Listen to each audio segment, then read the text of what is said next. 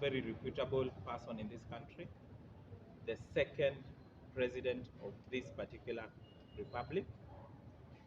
And of course, once someone dies, issues that relate to the distribution of property to his beneficiaries must be brought to court. So that is why, regardless of his status, his estate is actually being deliberated upon in court. We have come to court today to deal with a very serious and sensitive matter, which it will be important to also tell you what has happened and what is happening in this estate, which is quite sad, to say the least. In this particular estate, the former president appointed a senior counsel by the name Jan Mohammed to be the executrix of that estate. The executrix means she has been given the power to just assist in ensuring that the property of the former head of state devolves to his children and his grandchildren. The former head of state was very wise and left a will.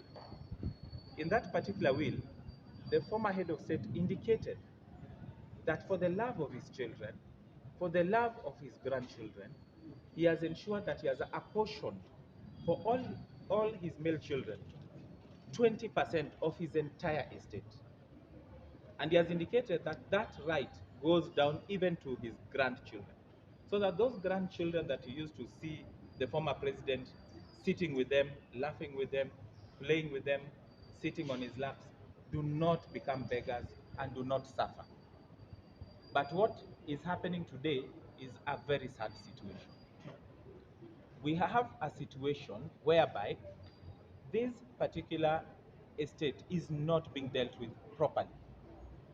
We have a situation where the executrix of this estate, Jan Mohammed, has filed for confirmation of a grant of probate. She has refused to disclose even a penny that the former head of state owned. When you are filing for confirmation of grant, all lawyers will tell you that you must attach a schedule of distribution that shows what is going to who. To this particular extent, the executrix has refused, actually is working against the estate with the blessings of some of the children of the former president or instructions from them, to a point whereby we have our client here by name Fauth Moi. She has the youngest grandson of the former president by the name Gift Moi. That youngest grandchild today has been turned into a beggar. That youngest grandchild today is actually begging all Kenyans of goodwill to assist him. He's a 14-year-old boy who needs urgent medical attention, urgent surgery. By the 16th, this boy is supposed to go, 16th of this month, to go for surgery. We have filed applications in court. We have indicated kindly, out of all what the former president owned, just accord 2.5 million, which is required by the hospital. That has been pending in this court for a whole year. And even the executrix herself, who has access to bank accounts, she has refused even to tell us how much is there. Not even to tell us. She has refused to even give us even a coin towards the medical attention, very urgent medical attention of this young boy. I'm sure the former president is standing on his grave if this is how people left to deal and to assist in administration of estates are actually dealing with his own estate and his own children. It is a very sad day. Today is a day where we came to court, we have lodged that application, there is no movement. The court even said, let these families sit together through a mediator, a court-appointed mediator. Jan Mohammed refused to attend.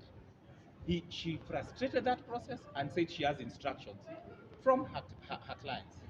And we wonder who are these clients, if not the family itself. We today are actually, in fact, there's a paybill number, which is actually, with your permission, I will actually say it, because we are actually now begging, which is number 8056 27.9. I repeat, 80 56 27.9. And the account is Gift Moi. That is the name of that account. This is a plea to all Kenyans of goodwill. The former president mentored so many people into leadership. So many people who are leaders today, who are, people who can assist. It is a plea to everyone. Let us help this young boy, if ever you are touched. And in terms of even this, we make a plea even to the president of this republic today. This is someone that President Moi considered as family. This is someone who was mentored, and I'm talking to the president directly. You are mentored by Moi. That is a fact. You are a man of good heart. You are a man that called this family family. There is a child who is not well, who is not getting assistance, and we are begging even yourself as our president. Let us ensure that this child gets the most needed medical attention so that we don't talk about contributing for a funeral. It is a very sad day that today we have many other people in different places, and many know about this. It is our plea that send whatever you can. Let us get help. Let us help this person. We will deal with the other matters in court, but at least let us help this particular child. We look at it at a point where today we are standing here, but yesterday was the fourth memorial of the former president. A lot of money, millions were used to actually remember, which is not a bad thing. But even as we remember, as we celebrate, as the family celebrated and remembered the good things that God did for the time that the former head of state was with us, none is actually thinking of the youngest grandchild who is actually in hospital, who is actually requiring this urgent medical attention. It is a point which we will also deal with the court. It is a point where we may need to file an application to even remove the executrix, because they are working against this estate. This is an estate that we are being told does not have even a coin in terms of what is in court, with the sole intention of ensuring all other beneficiaries do not get benefit. Jan Mohammed is telling the court, distribute this property, but does not want to tell the court what is this property. She has hidden it. I challenge you to look at the file. It is a public document. The will is there, no property. The summons for confirmation of grant is there. Jan Mohammed has hidden all the properties, not even the known properties that are there. And remember, the former head of state was very clear, even from Kabarak itself, these children should have been receiving a benefit. From the 4 years that the former president has not been with us, not even a coin has been shared. These are people, I can tell you, in this estate, we have children who are not going to school. They have actually dropped out of school because they don't have school fees. When the head of state himself has sponsored schools, used to sponsor children, his own children are dropping out of school. This is an estate we have children who are actually being sent away for lack of rent. When the former head of state was there and owned all what Jan Mohammed decided, they have actually been sent away because of rent. This is an estate where people are begging for food.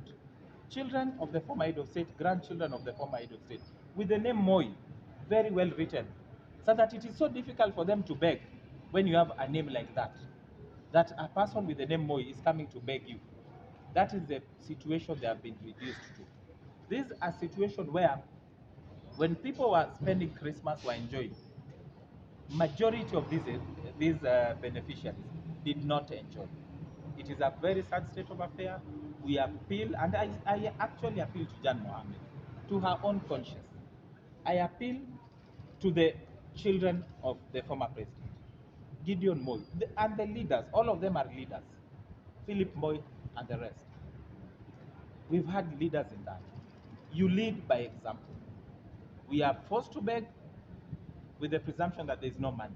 We have formed a WhatsApp group. The family has formed a WhatsApp group. All of them are there. we have actually managed to get how much? 100,000 from all that WhatsApp group where everyone is there. When you have the very last grandchild of this president. It is a sad affair. I appeal to all well-wishers, kindly assist us in this, even as we battle our battles in court. Thank you so much.